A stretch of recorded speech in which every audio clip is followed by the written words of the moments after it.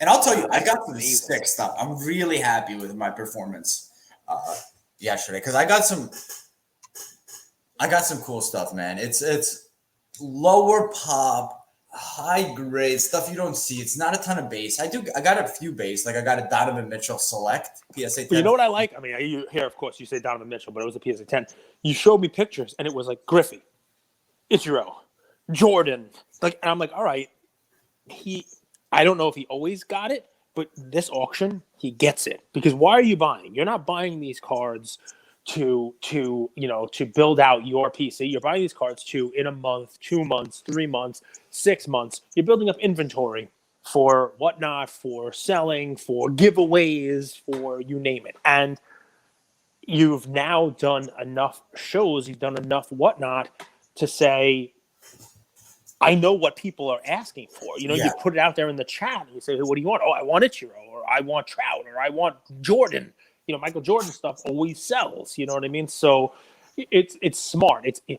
It's not, oh, wow, Brandon Clark. This is so cheap. He's so good. Right. All right. Well, the best advice, Cage, I got was you make your money on the entry. And when you do the shows on whatnot, when you watch these weekly auctions, you're able to spot iconically cool cards that are just not getting noticed in that one auction, right? It's fascinating we talk about comps because I'll give you one example. So there's this card called I'll pull it up. It's like the Jordan Bulls Dynasty card. The top's chrome from 1996, 1997. Let me see. I just want to get you guys the exact name. Is it the team card? Yeah, that's cool.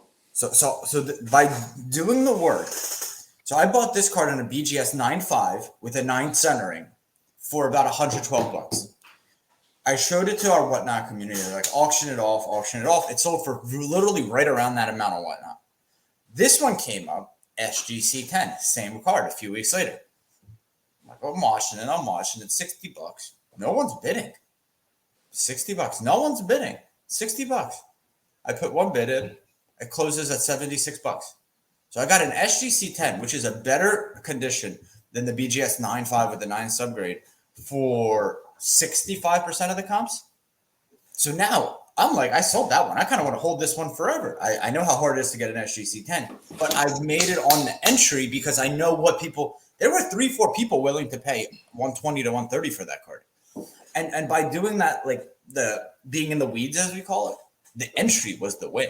Now I could do so much with that card, but for whatever reason, that card could have sold in September. Could have been $150. It's a gorgeous. We can do so much in here. Now that we've made the bunk beds, we can do so much in here. We could do like exercises. It's SGC 1 of 1. There's only 12 or maybe 10 BGS 9.5s of that card. That's not a high pop card from 1996, 97 with Jordan and the iconic Bulls.